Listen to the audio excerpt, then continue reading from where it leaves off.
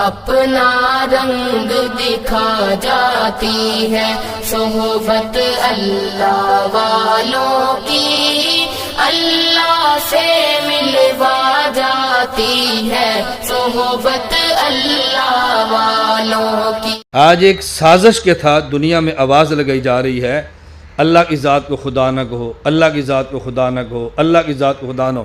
یہ سازش کن کی ہے؟ ایک سازشی فرقہ ہے جماعت المسلمین، نام ہے جماعت المسلم، کام کیا ہے؟ یہ بھی کافر، یہ بھی کافر، یہ بھی کافر۔ علماء دیوبند کافروں کو مسلمان بناتے ہیں اور یہ مسلمانوں کو کافر بنا رہے ہیں، اور جب ہم تردید کرتے ہیں تو ہم فرقہ واریت پہ لاتے ہیں۔ وہ دنیا کو کافر کہہ رہے ہیں تو وہ امن کی بات کرتے ہیں، ہے الٹی گنگا۔ نام کیا ہے؟ جماعت المسلمین، اور کام کیا ہے؟ جماعت المکفرین۔ انہوں نے اس کی بنیاد رکھی ہے اللہ کو خدا نہ کہو۔ یہ بات جب آپ نے مان لی نا، کیوں نہ کہو؟ خدا فارسی ہے، دین عربی ہے، نمبر 2 خدا کی جمع خدا بند ہے، اللہ ایک ہے، کئی خدا تو ہو ہی نہیں سکتے۔ اللہ کو خدا کہنا اس میں شرک کی بو آتی ہے، جو خدا کہتا ہے وہ مشرک ہے۔ یہ پٹی پڑھا لی۔ جب آپ نے سبق یاد کر لیا، اب شیخ الحدیث مولانا زکریا مشرک ہے، کیونکہ فضائل اعمال فضائل صدقات میں اللہ کو خدا کہتا ہے۔ حکیم الامت مولانا شیطانی مشرک ہے، کیونکہ بیشتی زیور میں اللہ کو خدا کہتا ہے۔ حسین مدنی مشرک ہے، کیونکہ وہ اللہ کو خدا کہتا ہے۔ یہ پٹی پڑھا کے تمہارے تمام اکابر کے خلاف کفر کا فتویٰ تمہاری زبان سے لگوائیں گے۔ آپ یہ بات سمجھتے کیوں نہیں؟ میں یہ زور نہیں دیتا خدا ضرور کہو، لیکن اس پہ زور ضرور دیتا ہوں اللہ کو خدا کہنا بھی جائز ہے اور لکھنا بھی جائز ہے۔ میری بات آپ کو سمجھ آ رہی ہے؟ مجھے ایک ساتھی نے کہا جی ہم خدا نہیں کہنا چاہیے۔ کیوں نہیں کہنا چاہیے؟ کہتے ہیں جی خدا فارسی ہے، دین تو عربی ہے۔ میں نے کہا نمازیں کتنی فرض ہیں؟ کہتے ہیں 5۔ میں نے کہا روزے کتنے فرض ہیں؟ کہتے ہیں ہر سال 1 ماہ کے۔ تو میں نے کہا روزے کیوں کہتا ہے؟ تو صوم کہا کرنا۔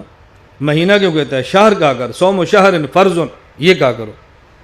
نماز کیوں کہتا ہے؟ صلاۃ کہا کرو۔ 5 کیوں کہتا ہے؟ خمس کہا کرو، صلوات خمس فرض۔ کہتا ہے جب عربی بولیں گے تو صلوات کہیں گے، صوم کہیں گے، اردو بولیں گے تو 5 کہیں گے، اور نماز کہیں گے، روزہ کہیں گے۔ میں نے کہا جب عربی کہیں گے ہم اللہ اور رسول کہیں گے، اور جب پنجابی بولیں گے، اردو بولیں گے تو خدا بھی کہہ لیں گے، پیغمبر بھی کہہ لیں گے۔ اس میں حرج کی بات کیا ہے؟ نہیں ہماری دلیل ایک اور بھی ہے۔ میں نے کہا تم 10 دلیلیں پیش کرو، تمہیں کو منع کرتا ہے؟ اپنی دلیلیں پیش کرو، پھر ہماری سنو بھی۔ لوگ دلیلیں شوق سے دیتے ہیں، اور جب ہم جواب دیتے ہیں وہ نہیں، یہ فرقہ واریت ہے، یہ شرارت ہے، یہ نہیں ہونا چاہیے۔ یعنی تم سب کو کافر کہہ دو تو ٹھیک ہے، اور ہم کہہ دیں سب کافر نہیں، یہ مومن ہے، تو ہم فرقہ باز ہو گئے۔ دوسری دلیل کیا ہے؟ خدا کی جمع خدا بند آتی ہے۔ میں نے کہا پھر رحیم بھی نہ کو جمع رحمہ آتی ہے، رب بھی نہ کو جمع رباب آتی ہے، اللہ بھی نہ کو الہ کی جمع الہتون آتی ہے۔ پھر آپ نے کہنا کیا ہے؟ پھر آپ نے کیا کہنا ہے؟ میں اس لیے گزارش کرتا ہوں سازش کو سمجھا کرو، سازش کو۔ میں کتنی غلط فہمیوں کا اس مختصر وقت میں ازالہ کروں گا۔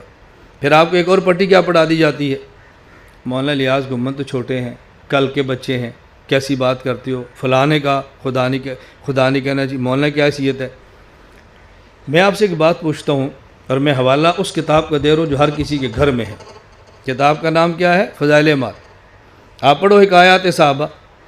مدینہ منورہ میں اگر کوئی شخص فوت ہو جاتا اور اس کا جنازہ آتا، حضرت عمر رضی اللہ تعالیٰ عنہ پوچھتے مدینہ منورہ میں حذیفہ ہیں؟ جی ہیں۔ حذیفہ جنازے میں آئے ہیں؟ جی نہیں آئے۔ فرمایا جس جنازے میں حذیفہ نہیں آیا عمر اس کا جنازہ نہیں پڑھے گا۔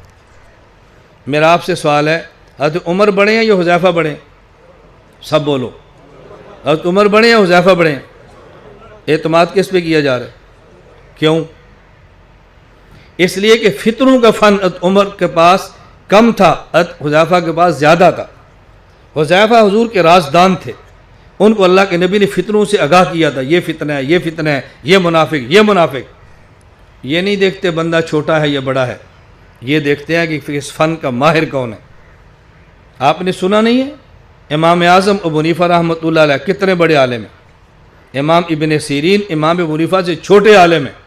امام حنیفہ رحمۃ اللہ خواب آیا، رسول اکرم صلی اللہ علیہ وسلم کی قبر مبارک شق ہوئی ہے، آپ کی ہڈیاں مبارک بکھری ہیں اور میں نے جمع کی ہیں۔ اپنے شاگرد سے کہا ابن سیرین سے جا کے خواب کی تعبیر پوچھو اور میرا نام نہ بتانا۔ ابن سیرین نے پوچھا خواب کس نے دیکھی ہے؟ کہا جس نے دیکھی ہے، کہا میرا نام نہ بتانا، کہا یہ خواب ابو حنیفہ کے علاوہ کوئی نہیں دیکھ سکتا۔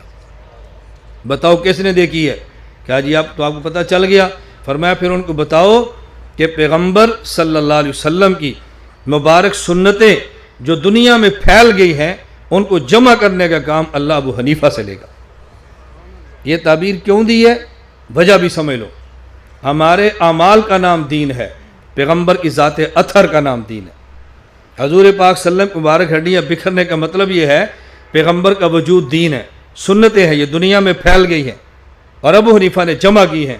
اس لیے امام سیوطی رحمۃ اللہ علیہ شافعی ہونے کے باوجود فرماتے ہیں انہ اول من دون علم الشریعہ ورتبہ ابواب ولم یسبقہ احد، سب سے پہلے جس نے دین شریعت کو جمع کیا ہے اس کا نام ابو حنیفہ ہے۔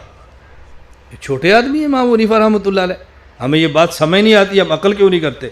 تو یہ معصوم نہیں ہے، معصوم نہیں ہے، کیا تم ان کے دفاع میں لگے ہو؟ یہاں روک دو فقہا پر امت کو، صحابہ بچ جائیں گے۔ صحابہ پہ روک دو، نبوت کی ذات بچ جائے گی۔ نبوت پہ روک دو، خدا بچ جائے گا۔ یہ دروازے مت کھولو بک بک کرنے کے۔ میں کہتا ہوں تو بہت بڑی ہستیاں ہیں موجودہ دور کے علماء حق کو بک بک نہ کرو۔ میں بالکل کھلے عام کہتا ہوں، میری زندگی کھلی کتاب ہے، خلوت اور جلوت میں کوئی شخص ثابت نہیں کر سکتا۔ میں نے اپنے علماء جو مجھے بھی گندہ کھیں، میں نے ان کے خلاف کبھی ایک جملہ بھی کہا۔ اپنی زبانیں روک لو علماء کے خلاف، رک جاؤ گے آگے رکتے چلے جائیں گے، رکتے چلے جائیں گے۔ دین علماء کے علاوہ کون ہے جو ہمیں دے گا؟ ہمیں کون پڑھائے گا دین؟ میں بات سمجھانے کے لیے عرض کرتا ہوں، ڈاکٹر فوت ہو جائے اور اس کا بیٹا نبینا ہو تو وراثت کے لیے اس نبینے بیٹے کا انتخاب ہوگا یا کسی دیکھنے والے بچے کا؟ ڈاکٹر آئی اسپیشلسٹ ہے، آنکھوں ڈاکٹر ہے اور بیٹا نبین ہے، کیوں؟ بیٹے کی آنکھیں ہوں یا اندھا ہو، وارث یہی ہے۔